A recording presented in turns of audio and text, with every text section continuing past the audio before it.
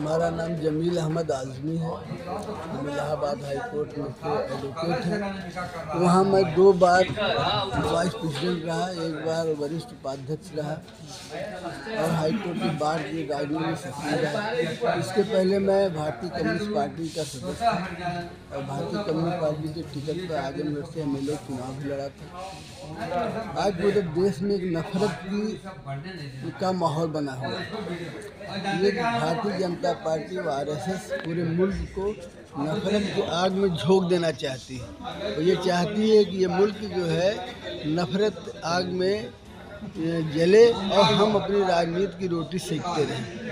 इसलिए हम लोगों ने कांग्रेस से आज की तारीख में ऐसी पार्टी है जो पूरे देश के अंदर इस फासिज्म के खिलाफ, इस सांप्रदायिकता के खिलाफ और इस नफरत के खिलाफ लड़ रही है और उसी को लेकर माननीय राहुल गांधी जी 4000 की पदयात्रा करके लोगों को भारत जोड़ो यात्रा के नाम से लोगों को दिलों को जोड़ने का काम किया है और ये संदेश पूरे देश में गया। आज अक़लियत मन बना चुकी है, मुसलमान मन बना चुका है। वह चाहता है कि हम अब कांग्रेस के अलावा कोई इस देश को नहीं चला सकता है।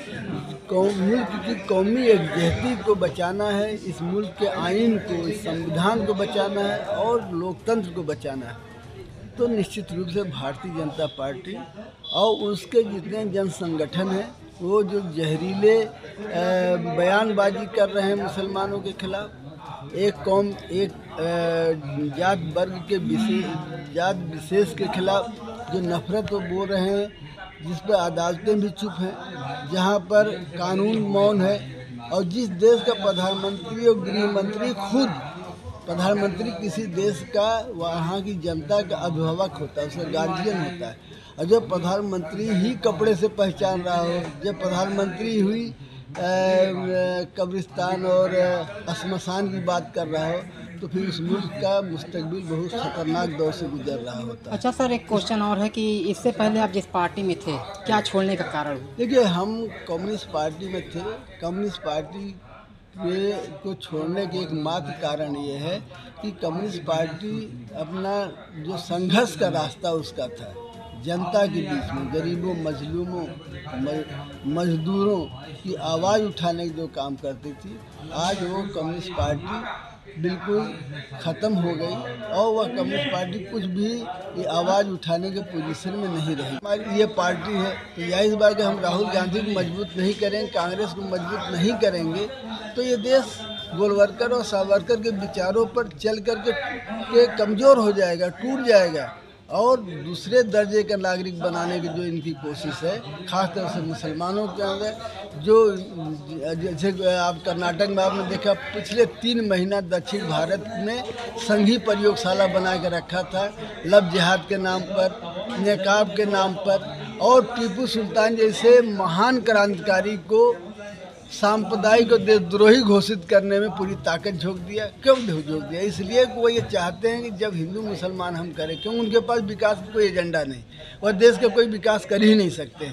एजेंडा होगा तो करेंगे, इसलिए वह हिंदू मुसलमान करते हैं और हिंदुस्तान की मिट्टी में इतना असर है कि इनकी इस नफरत के बीज बोने के बाद भी हिंदुस्तान में उनका असर नहीं है। पूरे हिंदुस्तान के सारे स्टेट से समाप्त होते जा रहे हैं। 4-5 स्टेट में मुश्किल से बचे हुए हैं या तो ज़बरदस्ती बेईमानी से जीत जा रहे हैं। अच्छा सर, कांग्रेस पार्टी आपने ज्वाइन किया, क्या लगा आपको कांग्रेस पार्टी ज्वाइन करने में? कांग्रेस पार्टी कैसी पार्टी जो आपको अच्छी लगी और क्या देख करके? देखिए, कांग्रेस पार्टी एक विचार है। कांग्रेस पार्टी महात्मा गांधी के विचारों पर चलने वाली। कांग्रेस पार्टी कभी नफरत की बुनियाद पर देश की सत्ता को हथियाने का काम नहीं किया। आज़ादी के पहले इस देश के लिए आज़ादी की लड़ाई लड़ा और आज़ादी के बाद उनके नेताओं ने, चाहे वह श्रीमती इंदिरा गांधी हो और चाहे वह राजीव गांधी रहे हो, इन लोगों ने शहादत दी है इस मुल्क के लिए, कौमी एकजुटता के लिए शहादत दिया है। ये किस चीज़ के लिए शहादत दे रहे हैं? ये तो इस मुल्क के अंदर नफरत बो रहे हैं। मंदिर मस्जिद के सामने जाएंगे, नारा लगाने लगेंगे, क्यों ना? ऐसा नहीं है कि वो जानते हैं कि उनको हिंदू इससे खुश करेंगे तो हमें वोट मिलेगा।